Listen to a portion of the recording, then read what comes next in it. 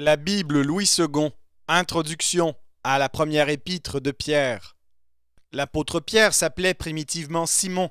Il était fils de Jonas et avait un frère nommé André. Les deux frères exerçaient le métier de pêcheurs.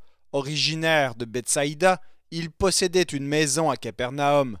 Jésus les rencontra dans la société de Jean-Baptiste. Dès la première entrevue, il distingua Simon et lui donna le nom de Pierre. Il l'invitait par là à se proposer un idéal moral qui était le contraire de son caractère impulsif et ardent, mais mobile et faible. Quand Jésus commença son ministère public, il appela Simon-Pierre à le suivre en abandonnant son métier. Il lui promit de le faire pêcheur d'hommes vivants. Pierre occupa une place éminente dans le cercle des apôtres. Il figure en tête sur les listes des 12. Homme d'initiative, il est toujours le premier à prendre la parole, à interroger le maître, à provoquer ses explications, et c'est à lui que Jésus adresse les questions destinées à tous. À Césarée de Philippe, Pierre confessa Jésus comme le Messie, le Fils du Dieu vivant, et Jésus désigna son disciple comme la pierre sur laquelle son Église serait bâtie, caractérisant par cette image la part qu'il devait prendre à l'établissement du christianisme chez les Juifs, les Samaritains et les païens. Pierre fut l'un des 3 disciples admis dans l'intimité du Maître. En cette qualité, il fut témoin de la transfiguration et des miracles accomplis dans des circonstances spéciales. Jésus lui demanda de l'assister dans son agonie en Gethsémane, mais il répondit mal à son attente. Auparavant déjà, il avait résisté au Maître qui voulait lui laver les pieds et était demeuré sourd à ses avertissements, leur opposant la solennelle promesse d'être fidèle jusqu'à la mort. Après avoir fait, au moment de l'arrestation de Jésus, une tentative de le défendre par la force, il fut seul avec Jean à le suivre dans la cour du souverain sacrificateur. Mais là, il le renia par 3 fois.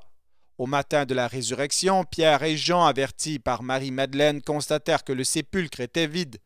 Le même jour, Pierre fut honoré d'une apparition du ressuscité. Enfin, dans l'entrevue qu'il eut avec quelques-uns de ses disciples au bord du lac, Jésus s'adressa particulièrement à Simon, fils de Jonas.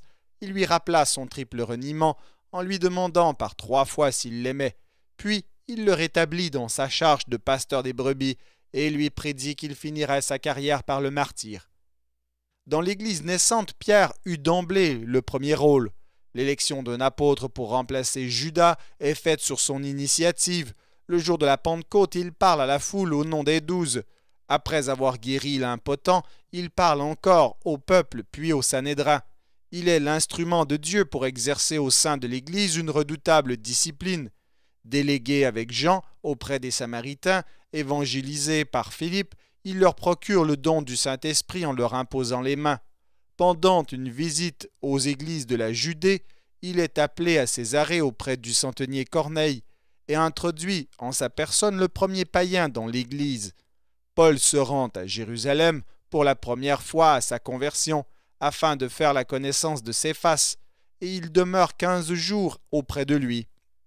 Quand Hérode se met à persécuter l'Église, il s'attaque à Jacques, fils de Zébédée, qui est mis à mort, et à Pierre, qui est emprisonné. Délivré miraculeusement, Pierre s'en alla dans un autre lieu. Nous le retrouvons à Jérusalem lors de la conférence racontée en Acte 15. Il prend part à la discussion, mais l'influence prépondérante et décisive paraît avoir été exercée par Jacques, le frère du Seigneur. À sa dernière visite à Jérusalem, en l'an 59, Paul se rend chez Jacques, où s'assemblent tous les anciens, voir Acte 21-18. Pierre n'est pas mentionné, ce qui fait penser qu'il n'était pas à Jérusalem. Il est probable qu'il exerçait alors son activité hors de Judée. D'un tempérament impétueux et porté aux initiatives hardies, il ne dut pas se confiner longtemps dans un champ de travail aussi restreint que l'église de Jérusalem. Il fit lui aussi des voyages missionnaires. Nous ne pouvons dire dans quelle contrée ces voyages le portèrent, mais 2 ou 3 passages des épîtres de Paul offrent des indices de cette activité de Pierre hors de Palestine. Dans Galates 2,12 et suivants, Paul raconte comment Pierre, lors d'une visite qu'il fit à Antioche, fraternisa d'abord dans les agapes avec les chrétiens d'origine païenne, puis intimidé par l'arrivée de personnes venues de la part de Jacques, se retira à l'écart et comment il dut le reprendre vivement au sujet de cette conduite inconséquente qui exerça aussitôt une fâcheuse influence sur les autres chrétiens juifs et même sur Barnabas. L'attitude de Pierre dans cette circonstance ne peut être expliquée que comme une défaillance, étrange chez un homme qui avait été éclairé par une révélation spéciale lorsqu'il admit Corneille dans l'Église, bien conforme toutefois à son caractère naturel, hardi et généreux, mais inconstant et dominé par la crainte des hommes. Cette rencontre avec Paul dut se produire pendant le séjour que l'apôtre des gentils fit à Antioche entre son accord et son troisième voyage missionnaire. Voir Actes 18, 22 et 23. La présence de Pierre dans cette ville peut être considérée comme l'indice d'un travail d'évangélisation qu'il accomplissait en Syrie parmi les Juifs très nombreux dans cette contrée. Il est probable que son activité s'étendit plus loin jusqu'en Asie mineure. Le partage convenu avec Paul, en vertu duquel ce dernier a été reconnu apôtre des nations, tandis que Pierre avait pour son domaine l'évangélisation des Juifs, voir Galates 2, 7 et 8, ne s'oppose pas à cette hypothèse, car d'une part les colonies juives étaient établies dans toutes les provinces d'Asie mineure, et d'autre part cette délimitation de leurs domaines respectifs qui avait pour but immédiat de légitimer l'apostolat de Paul et d'en assurer l'indépendance, ne fut pas observée strictement dans la suite. Paul s'adressait aux Juifs qu'il rencontrait dans les villes païennes, et beaucoup de Juifs faisaient partie des églises qu'il fonda. Pierre, de même, dut se sentir libre de comprendre les païens dans son travail d'évangélisation. Ce travail le rapprocha de la Grèce, si même il ne le conduisit jusque dans ce pays. Dans 1 Corinthiens 9,5, Paul mentionne incidemment, comme une circonstance bien connue des Corinthiens, le fait que Céphas conduit partout avec lui son épouse. L'existence d'un parti de Céphas dans l'église de Corinthe ne prouve pas que Pierre ait été dans cette ville, car ce parti peut avoir été formé par des gens venus de Palestine qui se réclamaient du chef des apôtres. Mais Pierre aurait-il joui d'une telle autorité à Corinthe s'il n'avait jamais franchi les limites de la Judée? Enfin, la première épître qui lui est attribuée peut être invoquée comme l'indice de son apostolat en Asie mineure. Sans doute, elle ne renferme pas, comme la plupart des lettres de Paul, des salutations pour des amis personnels de l'auteur, mais son caractère d'encyclique, adressé à des églises réparties en plusieurs provinces, ne permettait pas à Pierre d'y inclure des messages individuels. L'épître dite aux Éphésiens n'en contient pas non plus.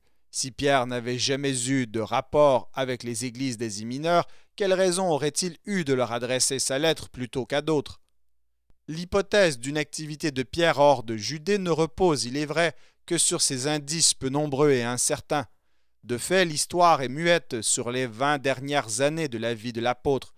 La tradition catholique, sur laquelle repose tout l'édifice de la papauté, suppléait à cette lacune en rapportant que Pierre vint de bonne heure à Rome, fonda l'église de cette ville, la gouverna 25 ans et fut ainsi le premier des souverains pontifes. Les textes les plus incontestables démentent cette tradition.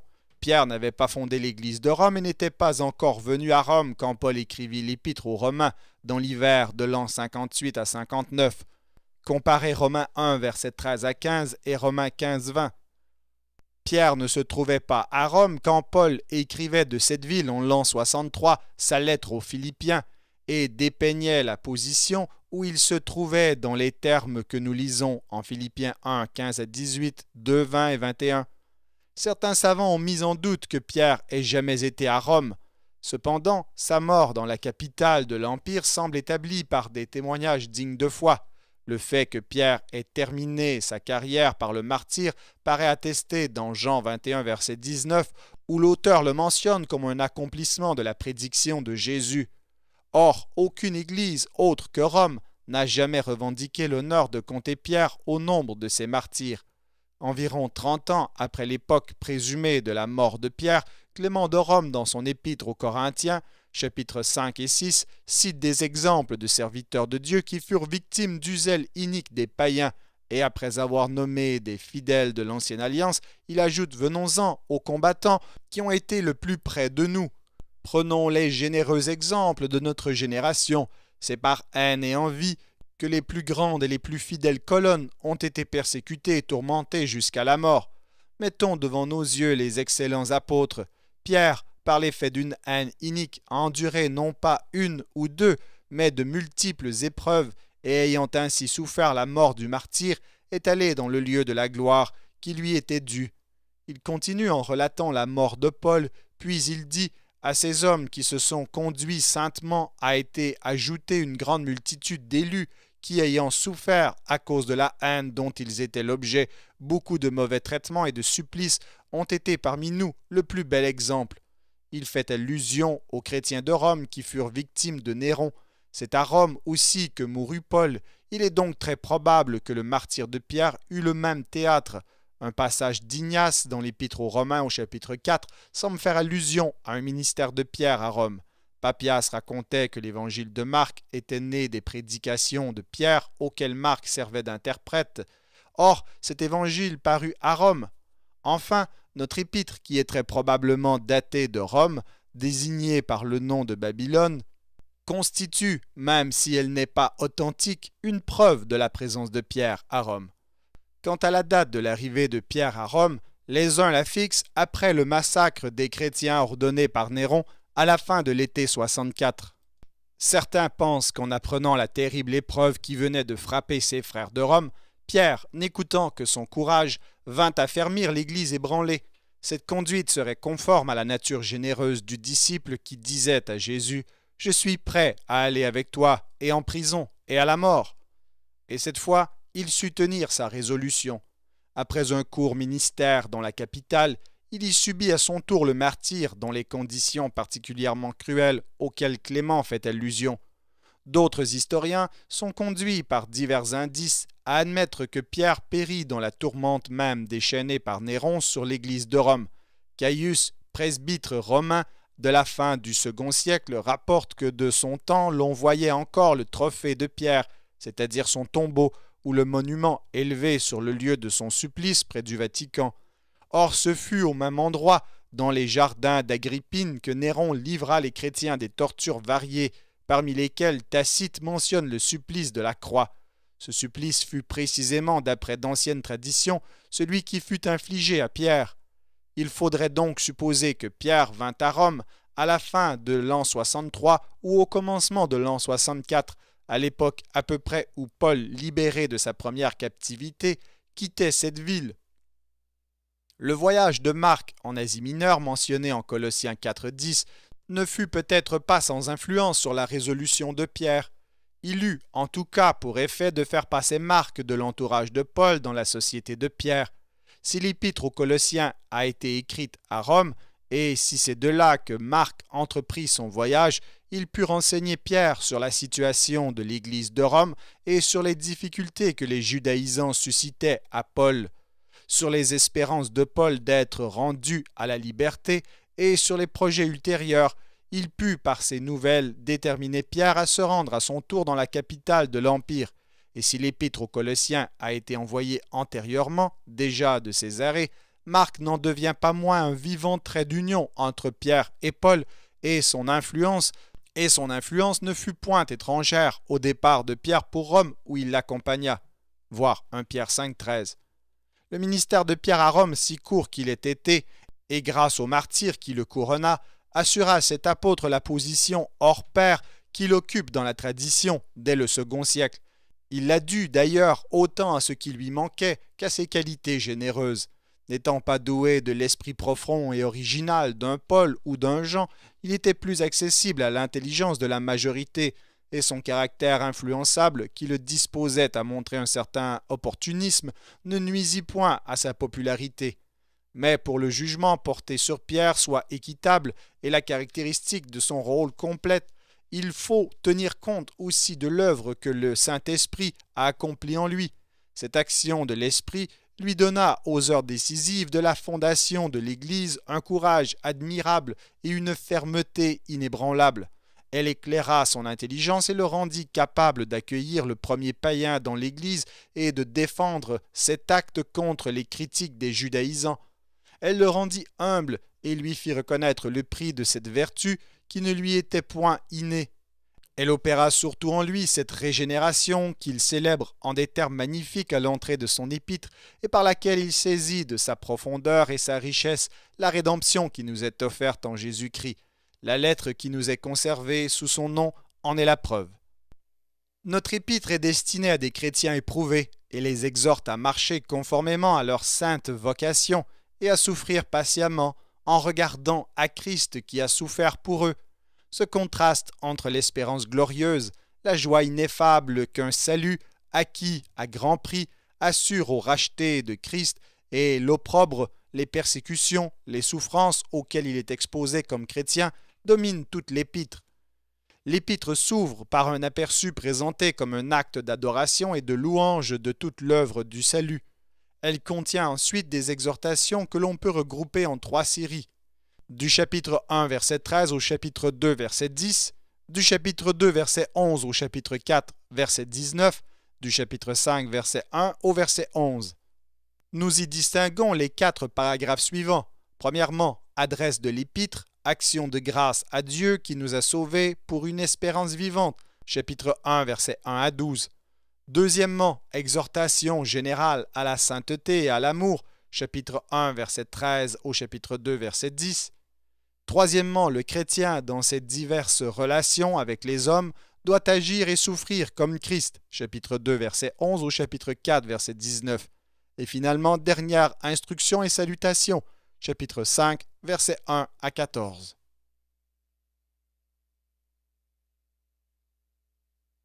Première épître de Pierre, chapitre 1.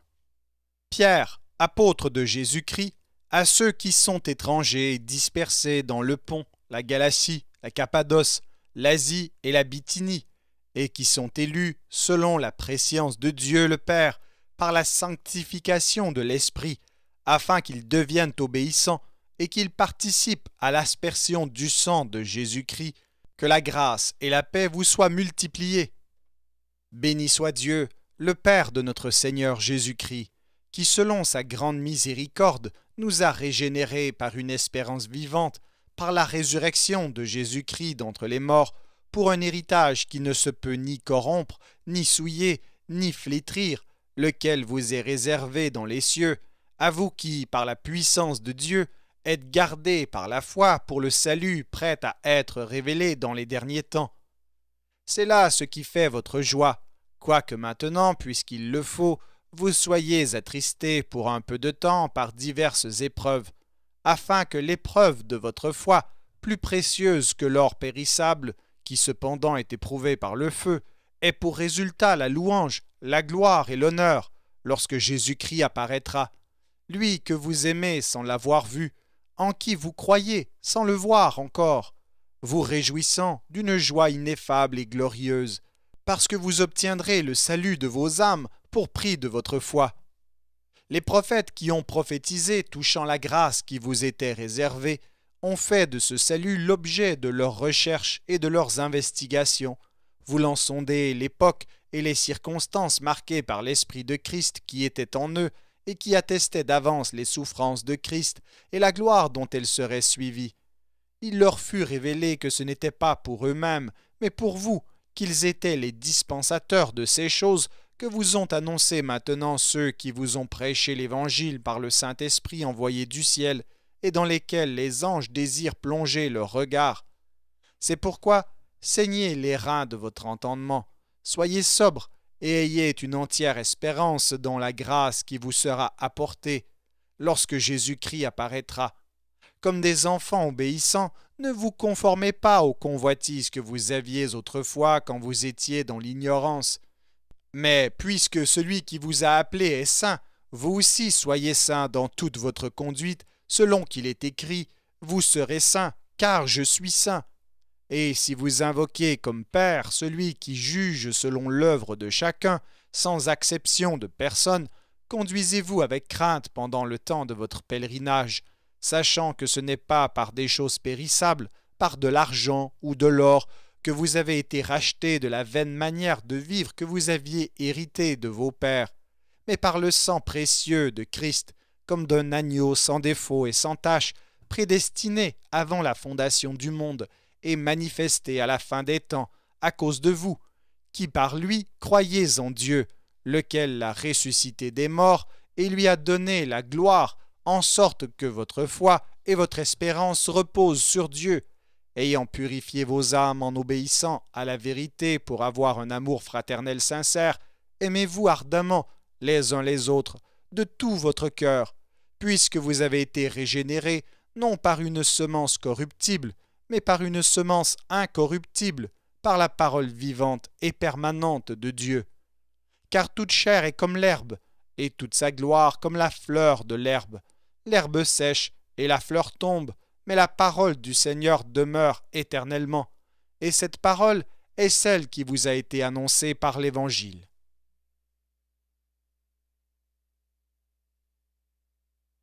Première épître de Pierre, chapitre 2. Rejetant donc toute malice et toute ruse, la dissimulation, l'envie et toute médisance, désirez comme des enfants nouveau-nés le lait spirituel et pur, afin que par lui vous croissiez pour le salut. Si vous avez goûté que le Seigneur est bon, approchez-vous de lui, pierre vivante, rejetée par les hommes, mais choisie et précieuse devant Dieu. Et vous-même, comme des pierres vivantes, édifiez-vous pour former une maison spirituelle, un saint sacerdoce, afin d'offrir des victimes spirituelles agréables à Dieu par Jésus-Christ. Car il est dit dans l'Écriture, « Voici, je mets en Sion une pierre angulaire, choisie, précieuse, et celui qui croit en elle ne sera point confus. » L'honneur est donc pour vous qui croyez, mais pour les incrédules, la pierre qu'ont rejetée ceux qui bâtissaient est devenue la principale de l'angle, et une pierre d'achoppement et un rocher de scandale. Ils s'y heurtent pour n'avoir pas cru à la parole, et c'est à cela qu'ils sont destinés. Vous, au contraire, vous êtes une race élue, un sacerdoce royal, une nation sainte, un peuple acquis, afin que vous annonciez les vertus de celui qui vous a appelés des ténèbres à son admirable lumière. Vous qui, autrefois, n'étiez pas un peuple, et qui maintenant êtes le peuple de Dieu, vous qui n'aviez pas obtenu miséricorde, et qui maintenant avez obtenu miséricorde. Bien-aimés, je vous exhorte, comme étrangers et voyageurs sur la terre, à vous abstenir des convoitises charnelles qui font la guerre à l'âme. Ayez au milieu des païens une bonne conduite, afin que là même où ils vous calomnient comme si vous étiez des malfaiteurs, ils remarquent vos bonnes œuvres et glorifient Dieu au jour où il les visitera. Soyez soumis, à cause du Seigneur, à toute autorité établie parmi les hommes, soit au roi comme souverain, soit au gouverneur comme envoyé par lui pour punir les malfaiteurs et pour approuver les gens de bien. Car c'est la volonté de Dieu qu'en pratiquant le bien, vous réduisiez au silence les hommes ignorants et insensés, étant libres, sans faire de la liberté un voile qui couvre la méchanceté, mais agissant comme des serviteurs de Dieu. Honorez tout le monde, aimez les frères, craignez Dieu, honorez le roi. Serviteurs, soyez soumis en toute crainte à vos maîtres, non seulement à ceux qui sont bons et doux, mais aussi à ceux qui sont d'un caractère difficile, car c'est une grâce que de supporter des afflictions par motif de conscience envers Dieu, quand on souffre injustement. En effet, quelle gloire y a-t-il à supporter de mauvais traitements pour avoir commis des fautes? Mais si vous supportez la souffrance lorsque vous faites ce qui est bien, c'est une grâce devant Dieu, et c'est à cela que vous avez été appelés, parce que Christ aussi a souffert pour vous, vous laissant un exemple, afin que vous suiviez ses traces.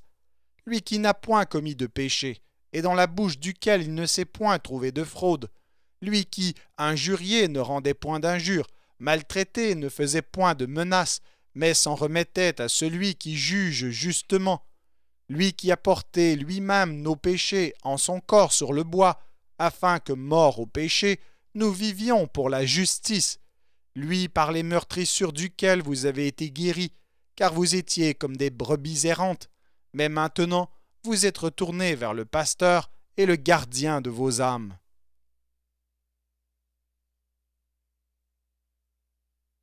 Première épître de Pierre, chapitre 3. Femmes, soyez de même soumises à vos maris, afin que, si quelques-uns n'obéissent point à la parole, ils soient gagnés sans parole par la conduite de leurs femmes, en voyant votre manière de vivre chaste et réservée.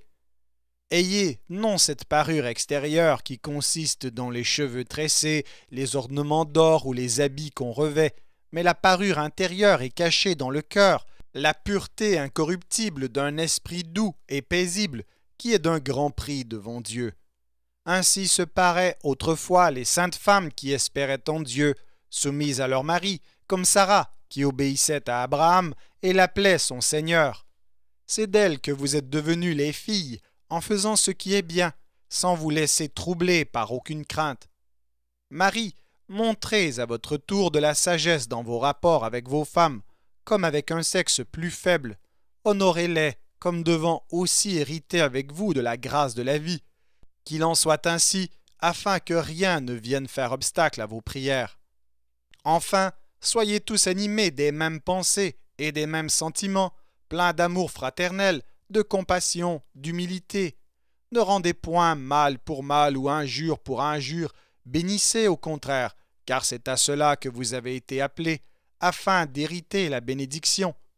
Si quelqu'un en effet veut aimer la vie et voir des jours heureux, qu'il préserve sa langue du mal et ses lèvres des paroles trompeuses, qu'il s'éloigne du mal et fasse le bien, qu'il recherche la paix et la poursuive, car les yeux du Seigneur sont sur les justes et ses oreilles sont attentives à leurs prières.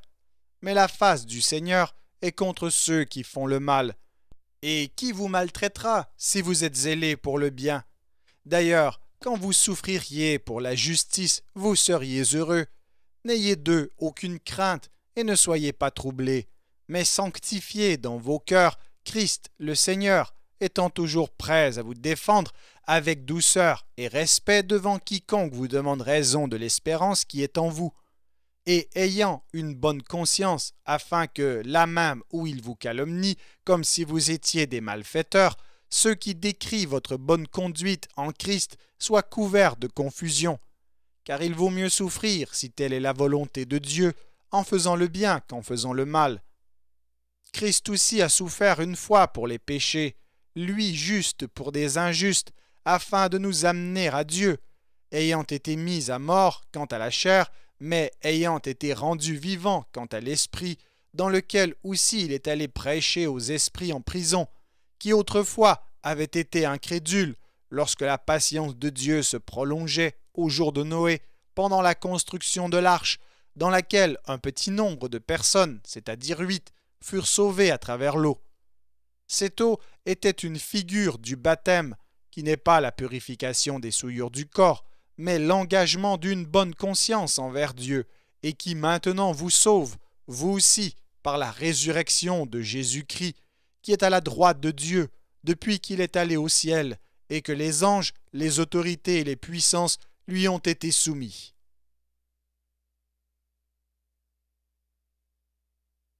Première épître de Pierre, chapitre 4. Ainsi donc, Christ ayant souffert dans la chair, vous aussi armez-vous de la même pensée, car celui qui a souffert dans la chair en a fini avec le péché, afin de vivre non plus selon les convoitises des hommes, mais selon la volonté de Dieu, pendant le temps qui lui reste à vivre dans la chair. C'est assez en effet d'avoir dans le temps passé accompli la volonté des païens en marchant dans la dissolution, les convoitises, l'ivrognerie, les excès du manger et du boire et les idolâtries criminelles. Aussi trouve-t-il étrange que vous ne vous précipitiez pas avec eux dans le même débordement de débauche, et ils vous calomnient. Ils rendront compte à celui qui est prêt à juger les vivants et les morts, car l'Évangile a été aussi annoncé aux morts, afin que, après avoir été jugés comme les hommes quant à la chair, ils vivent selon Dieu quant à l'esprit. La fin de toute chose est proche. Soyez donc sages et sobres pour vaquer à la prière. Avant tout, ayez les uns pour les autres une ardente charité, car la charité couvre une multitude de péchés. Exercez l'hospitalité les uns envers les autres sans murmure, comme de bons dispensateurs des diverses grâces de Dieu, que chacun de vous mette au service des autres le don qu'il a reçu. Si quelqu'un parle, que ce soit comme annonçant les oracles de Dieu. Si quelqu'un remplit un ministère, qu'il le remplisse selon la force que Dieu communique, afin qu'en toute chose, Dieu soit glorifié par Jésus-Christ, à qui appartiennent la gloire et la puissance au siècle des siècles. Amen. Bien-aimés, ne soyez pas surpris comme d'une chose étrange qui vous arrive de la fournaise qui est au milieu de vous pour vous éprouver. Réjouissez-vous au contraire de la part que vous avez aux souffrances de Christ, afin que vous soyez aussi dans la joie et dans l'allégresse lorsque sa gloire apparaîtra. Si vous êtes outragés pour le nom de Christ, vous êtes heureux, parce que l'Esprit de gloire, l'Esprit de Dieu repose sur vous. Que nul de vous, en effet, ne souffre comme meurtrier, ou voleur, ou malfaiteur, ou comme s'ingérant dans les affaires d'autrui. Mais si quelqu'un souffre comme chrétien, qu'il n'en ait point honte, et que plutôt il glorifie Dieu à cause de ce nom. Car c'est le moment où le jugement va commencer par la maison de Dieu. Or, si c'est par nous qu'il commence, quelle sera la fin de ceux qui n'obéissent pas à l'évangile de Dieu? Et si le juste se sauve avec peine, que deviendront l'impie et le pécheur? Ainsi, que ceux qui souffrent selon la volonté de Dieu remettent leurs âmes au fidèle Créateur en faisant ce qui est bien.